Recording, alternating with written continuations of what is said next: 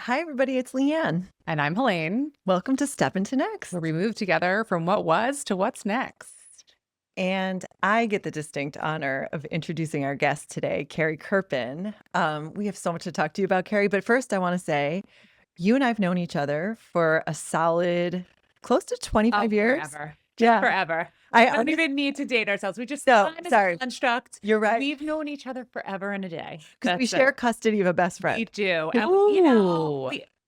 we both That's claim the best saucy. friend status, but we agree to share. We We do do, agree to yeah. share. But we Yeah. we do, really, really vie for that top dog status.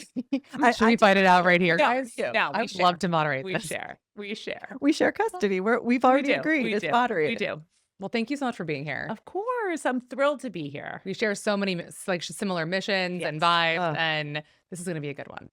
Yeah. So, Carrie, we always like to start off with just a little bit of your story. Give us your bullet points, and then we're going to really dive into what you're doing today. Your book for everybody watching at home. I have Carrie's book right here, which we're going to talk about. But just tell us, like, your story. You sold a company, you started a new company, you've done so many things in your life. Let's hear it all. You got it. So I started one of the world's first social media agencies in 2007. When there were no social media agencies, I started it together with my husband, sort of by accident. We built a word of mouth marketing company just around like buzz. We really didn't know what we were doing. We were two kids, really. And very quickly we realized that social media was the fastest form of word of mouth. And we had the foresight, I think, to say, you know what, we're going to call ourselves a social media agency. No idea what we were doing, but because there were so few, we propelled really quickly into the space where suddenly we were doing work for Fortune 500 brands. And like we really, you guys, when I tell you we had no business doing that, I mean we had no business doing that, but nobody had any business doing that. No, it because was the all wild, wild new. west. It was so new. Okay, so we're building this together and it's going great and we're learning how to work together as a couple, which was a Can whole I other ask a story. quick question Yes, about you can. that? You can. Because Helene and I talk a lot about we have different ideas about going into business Yeah. with a friend or not. Yes. I love the idea. Yes. Yeah, and I don't particularly love the idea, But we're friends. but of course we are saying. most of the time. But with your spouse, Yes. how did that evolve? How did that work? How did had it gotten better or worse over time? Or tell us about that a little. Okay, so I have some tips for this if you're doing this. I will say, and how it went for me, I think it was incredible and then very difficult. And then I sort of split off on my own, and I definitely could see us working together again. So Cool. it's like a full circle arc. Mhm. The trick is really having different roles, I think is really, really important. Mhm. And then methods for communicating work stuff versus home stuff. It's really hard when they bleed into each other. Like I remember really tough train rides home where I just like did not even want to sit anywhere near him. Like it was really, and he didn't want to sit near me either. You went to the bar car. It was right, exactly. Okay. It was hard and wonderful, and I would do it again. But it's not for everybody, but definitely Yeah. work with No. friends, of course. But like I have a very similar set of recommendations, and I hired my best friend in City Yes. Pro. So like Yes. similar, very Yes. different, but like same, like amazing, amazing, amazing. Oh my God, this is so horrible. And now like the greatest thing of all time that we have that shared experience together. And I would totally do it again. Totally do it again, even with the hard. I think there's so many good things about it. Yeah. And yes, I would do it again. It's all one family. You can really, really hash it out in a way that you wouldn't ordinarily, like with somebody you're not as truly close with. There's so many good things. But anyway, we built it. And in around 2013, about 6 years in, Dave wanted to build a tech startup. This was the time of Buddy Media. Oh This was the yeah. time of Wildfire. These companies were getting massive valuations, and Dave wanted to build like a tech iteration for small businesses. Smart. So he went to raise funds for that, and I stepped into his shoes as the CEO of Likeable. Amazing. And when I did that, 2013 is very different from 2007. Social media is no longer new. We were working with brands that paid on long pay cycles. Like it was really, really hard to figure out like how to truly take a business that was fast growing because we were lucky and turn it into something that was sustainable because we were smart. You know what I mean? Like Totally. we had to get past like the initial spike Yeah. and figure out what could we do to really make this sustainable? And so that's when I really became obsessed with building that business towards exit, because I knew that it was something I didn't want to do for the rest of my life. I knew it was something that was like, we founded it together Yep. and now it's just me. And I had mixed, complicated feelings about social media as the mother of daughters at the time. And it was just like, I knew that I didn't want to do it forever. And when you say build something toward exit, Mhm. so for everybody listening out there, that is building something to sell it or have it acquired versus a lifestyle business that you'll Right. maintain for the rest of your life. Forever. And the thing is, there's a couple of businesses. I like to say you build a business to be sellable, whether or not you ever sell. Love that. And the two things you could do that wouldn't do that are, if you build a business to be lifestyle oriented, you basically are saying, I'm going to run everything through the business. I don't really care. Everything's all blended together. It doesn't matter. I'm fueling my lifestyle through it. Okay, fine. If you're building a business that's a startup that you want to grow to eventually exit and you're raising funds and you're doing all that, you're not worrying as much, or at least in the old days, about profit. You're worrying about just growing and staying alive. Building a business that is sellable was about, I'm going to extract the profits from the business. I'm going to make sure that the business is profitable, but I'm also going to make sure that it's transferable, meaning that somebody else could pick this business up and run it tomorrow without any challenges, significant challenges. That's the real goal. And I started focusing on that pretty early. Mm. And then in 2021, I did sell. Lots of stories about that I'm happy to share with you. I sold to a tech services company that was about 1,200 people, global, really interesting and exciting. I worked there for 3 years. And in that process, I realized that very few women are able to truly say that they've exited a business in a way that they've built it and someone has acquired it. Far fewer than the men we see out there. So I started researching that, discovered the exit gap, and realized that it wasn't just that we're exiting for less. We're exiting for less because of the funding gap and a whole ton of stuff, but we're really exiting less often, mostly because women are building bootstrapped businesses that they don't see as ever being sellable. They see them as lifestyle businesses. So it's not that women aren't starting businesses. They're in starting droves. business. They are the single largest group starting businesses. They're just doing it to make sure that they can stay alive and make money, which is perfectly appropriate. They don't realize that that is actually something that, with a few tweaks, can be transferred into a sellable asset. So what are some of the, I would say 3, 5 specific things that people can do earlier on in their, building to just give them the optionality? Okay, so let's talk about super early on. Super early. Super early on. Yeah. You are a solopreneur listening to this. If you are just you and your laptop and a dream, you're going to really focus on building systems, because you could quite easily. I just interviewed a woman on my podcast, The Exit Whisperer. I interviewed a woman who was a personal trainer, and she was like, you know what? I'm going to build this to have systems. I'm going to build a whole infrastructure that I could pass this on. She sold it to another personal training group. And that's not something that personal trainers are really thinking about. They're thinking about, I'm giving my energy to help improve this person's life. Wow. They're not thinking about building it. And the way she was able to do it was she had a really good infrastructure for her system. She understood her lead flow. She understood her management, her invoicing system. So that's like early stage Systems. Yes. It's funny. I write about, I don't even know if I added it. I taught E stands for, so Whisper is 7 different areas to build your business to be successful, yay, and sellable. And E is usually executive team, but for solopreneurs, it's an ecosystem. A solopreneur can I build their love business. that. I love that It's too. like setting up your ecosystem. Mhm. And so I think, to me, that's one thing that your audience could do today.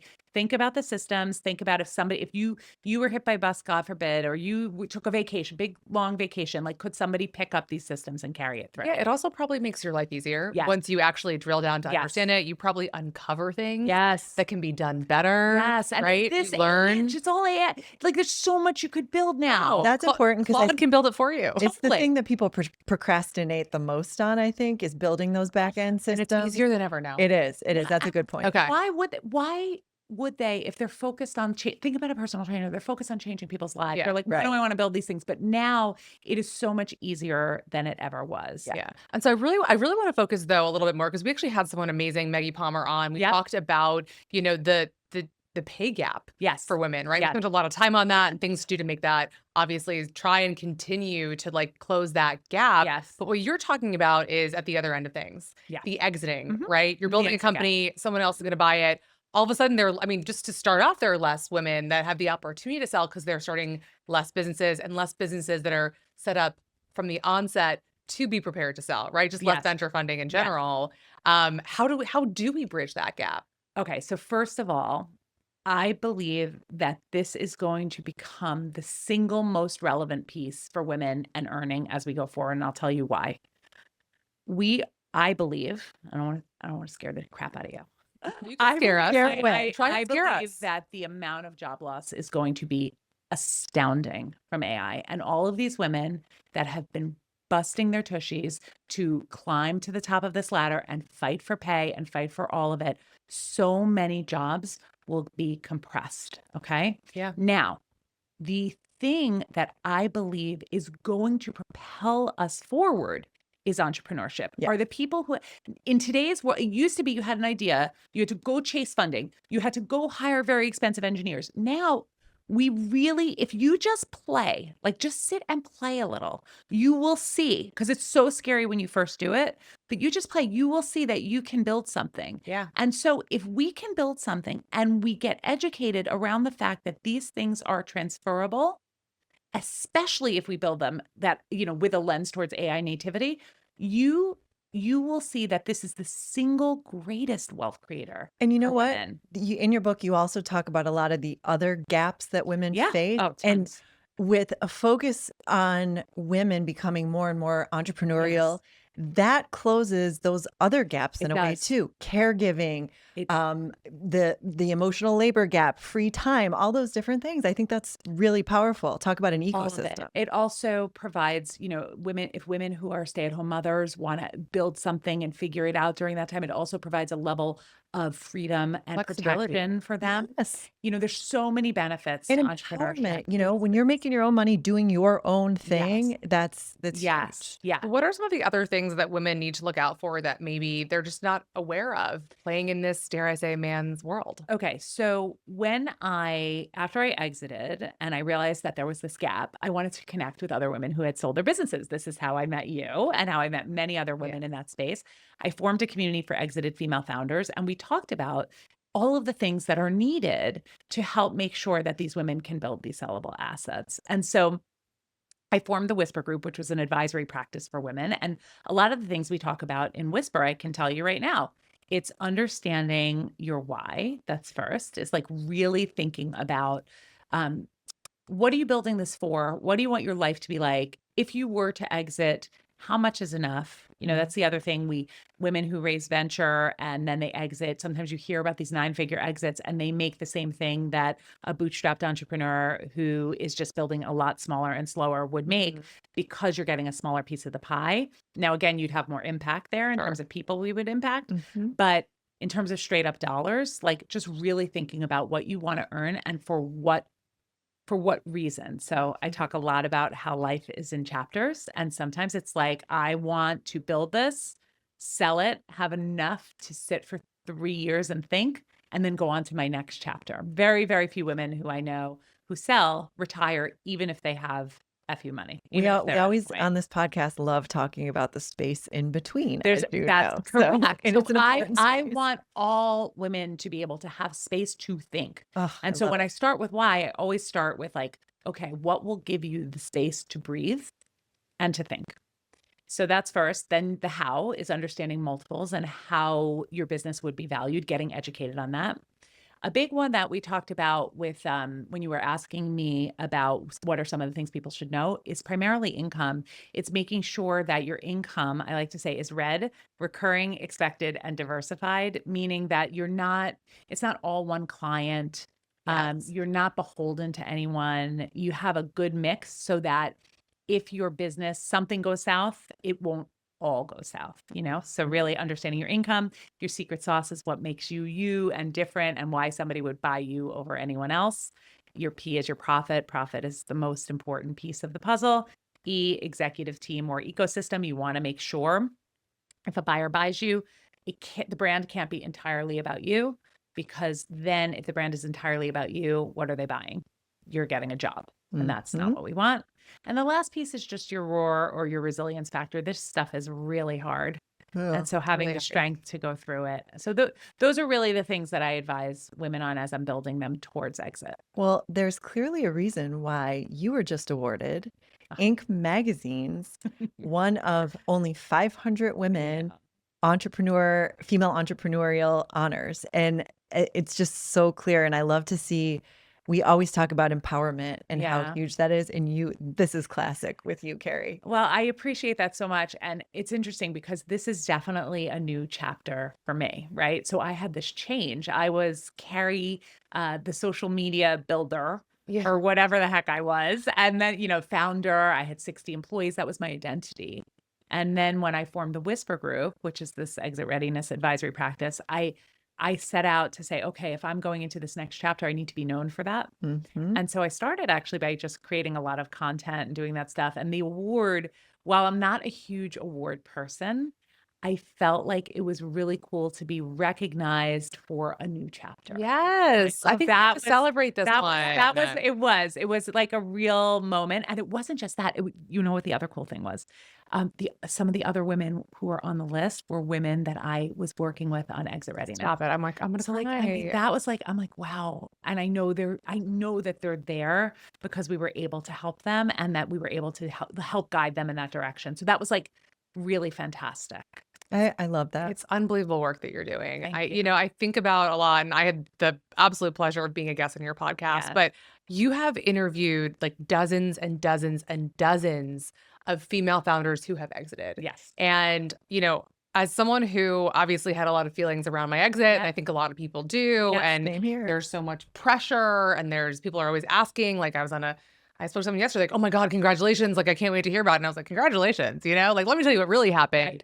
But I'd love to hear just like, given that you've had so many conversations with so many amazing women in this space, like, would love to hear some trends around like, maybe someone is about to sell or they just sold and they're pretty angry or, they're having feelings. Like, what are some themes that come out like during the tenure of when people have had that moment of the exit and maybe 3, 5, even 10 years later and how they feel towards it?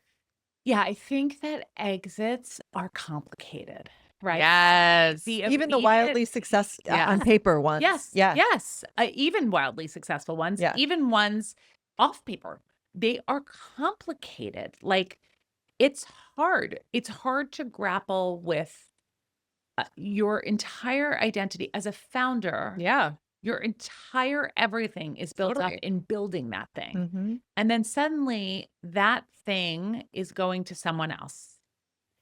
And many times it doesn't always go to somebody else because you're in that perfect moment. Like in my ideal, we all sell when we're like, you know what, I'm at the top of my game and I'm ready and like, let's go. Yeah. We don't always sell in those moments. So there's a lot of complicated feelings around it, no matter what, whether you're at the top of the game or not. Mm-hmm. So it takes a while to process that exit. And yet the outside world sees that exit as a massive success. And it is a success, no matter what. You've built something that somebody else wanted and was willing to pay for. However it worked out, you built something that somebody else wanted and somebody, else was willing to pay for, and it lived on versus just closing. But it's complicated. And I think so that's the first thing. I do see a really interesting trend anecdotally. I did a lot of work with at the Exit Planning Institute, and they talk about how like 75% of founders regret their exit within 1 year. Wow. Regret Regret exiting in general. exiting, regret Oh, the sale. interesting. Okay. Regret the sale. And these are people who are doing like large exits. I don't find that as much with women. Ooh. And the women in my community, I did like a poll. Mm-hmm. They really don't. And that's exits of all different sizes. And I think I'll tell you why. Ooh. Because I think that we are somehow able to view these things as chapters versus the entirety of our lives. I really do. Like City Road chapter, Yeah. new chapter. It's just, I really believe the even ones who exited for less, even ones who got a little screwed, they regret certain parts of the transaction, but they don't regret the event. And I think that's a fascinating counterpiece that I've learned to the data that is shown in a broader context, which I think is largely probably from men, because if we 100%. look at it, it's 1%, less than 1%, 0.8% of exits in the last 10 years were fully female. Oh my Yeah, God. 0.8. I can't even, I have never actually heard that figure. Yeah. Because I focus Mhm. more on like the funding. Yes, That's the yes. figure that I Or play the with. funding Oh side, my you God. would know, yes. 0.8%. 0.8. We haven't even gotten to 1%. 0.8. You kidding I me? think it's gonna move. I think it's gonna Yeah. move. But It I has to. do, Or I I'm mean, that's my quitting. whole, right. Or what am I We're doing out, here? right. We're not very Yeah. good at my job if I say 0.8 forever. But we really, our mission at the Whisper Group is to close the exit gap. And that's so where my heart lies in this chapter, is like, if I can even dent it, Totally. it's like, Yeah. And opportunities. I mean, not even denting the 0.8, but I know that you're helping women put more money in their pockets, which we talk a Totally. lot All the about time. being like the path to the future To of more power. equality and power. Yeah. It's money. And you are dedicating your entire life to that. And so I just want to say thank you. You're very welcome, and thank both of you for raising that topic. This is the single most important thing that we are to do, because I feel exactly the same way. Money is power, and figuring out monetization strategies is calming and powerful when it is very hard to think when you do not have enough money coming in to be able to like be clear. And so monetization is so important. It's the first thing I look at. I really look very, very closely at income and how we can and by the way, the answer is not always charge more, 100%. not always I was charge gonna more. say It's that. charge better. Yeah. And now, again, not to get back to AI, but like we really can make things so much more profitable by saving time. So, For sure. and time is money, and figure it all out together. I want to, because you do touch on a lot of these things Yes. in your book, Yes. The Whisper Way, as we've been talking about, my heavily annotated copy here. It's covered in notes, guys. It really is. Sure. Nerd alert. But I do read a lot. And what I really want to, I want to encourage everyone listening to buy this book because, first of all, we all have, Helene and I talk about business books all the time. But this to me is such a wonderful hybrid because there's fictional elements Yes. to it. Yes. So it reads like a novel. Yes. And it's super entertaining. I know a fair amount about business and I learned a ton. Like it was really, really, really, I couldn't put it down. Like I read it at night before I was falling asleep in my bed, and normally I save that for my smutty thread. Me too. Yeah. It's a business speed read is what I like to Business say. love Business read. speed read, Yes. babe, because Can I steal that category for mine? 100%. More of a thriller. We need a list. We need a list of like good business beat treats. Like That's somebody has to write this. We're because- going to do that. Okay, Yeah, you do it. actually Do for the right business beat people treats. with your inspo.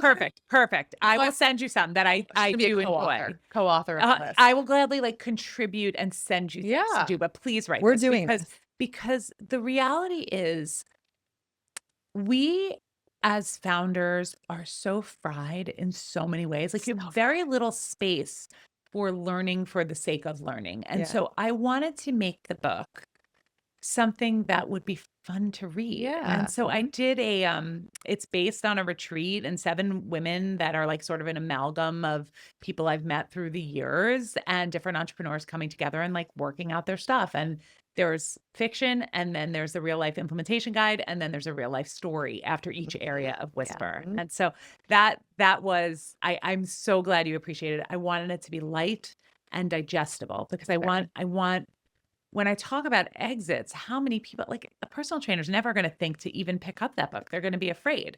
And I get chills because yeah. every character in the book really was so wildly different. Yeah, they were. Because I also want to say too, the words exit and capital and all the different business terminology that's bandied about out there can be really intimidating too. It's like it's actually like going to the gym and lifting heavy for a lot of women. They're intimidated at first. Yes. So I really appreciate that you make, without being condescending, you really explain a lot of these processes and a lot of just even the vocabulary. It's really important. You also, I think for a lot of people, it opens up their like mind to be able to think, oh, well, I never thought that this could be a business to sell, but Yes. really it could be. And Right. so I think that it is truly like an awareness tool, Yes. not just the tactics. and Thank everything. you. Thank you. Yeah, a lot of my work is focused on education because it has to be. Because people don't really realize what's possible. We're And not if they learning could this in just school. no, you don't. Yeah. You don't. We got to learn it from you. Right. Yes. Try. I can't think of anyone better. Agreed. And Yes. to that end, before we kind of wrap up with, where people can find Yeah. you and me forcing them to buy your book Aw. immediately and all the things, can you give us now, I'm going to preface this question by saying you are a mom, a wife, a wonderful friend, and co-best friend. Yes, co-best friend, shared best friend status. Yeah, co-custody Yes. best friend. No, you have so much going on in your life, even outside of business. So I'd love to hear just a couple words of wisdom or pieces of advice in any facet or in any category that you've been given or that you give out to our I'll listeners. give you my go-to. It actually has nothing to do with business, but also everything to do with business and life. Love it. When it was Memorial Day weekend, and I just found out my dad was sick. He's since passed 16 years ago. I went to Amish country, and we had a trip planned, and I was like, Dave, should we go? I don't know. We go, and I'm walking through, and I'm just like filled with anxiety. What's going to happen? Like, what's the treatment going to be like? What is this going to be like? There's a whole new chapter of my life. Like, how am I going to get there? And I look up, and they have like those woodworking things. They all make these things, and it's on wood. It said, "Worry is a misuse of the imagination." Boom. And as somebody who has struggled with anxiety throughout every one of those things you mentioned, anxiety in her marriage, anxiety as a mother, anxiety as a business builder, like all of it, like it's how I'm wired. I have like a neurotic energy in there. And I see you. yes, yeah, I know. We got it. So sitting there, like understanding that all of my creative, brilliant brain power is going to worrying about the worst thing that could happen to me or the worst case scenario or, oh my God, rather than redirecting that energy to imagining what could be. Like that's, to me, that's it.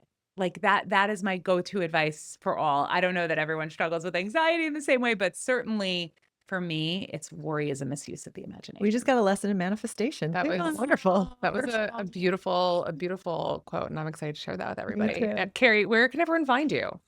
You can find me everywhere. Your social media platforms are sold. Carrie Kerpen, everywhere. wearethewhispergroup.com. You could take an exit readiness quiz.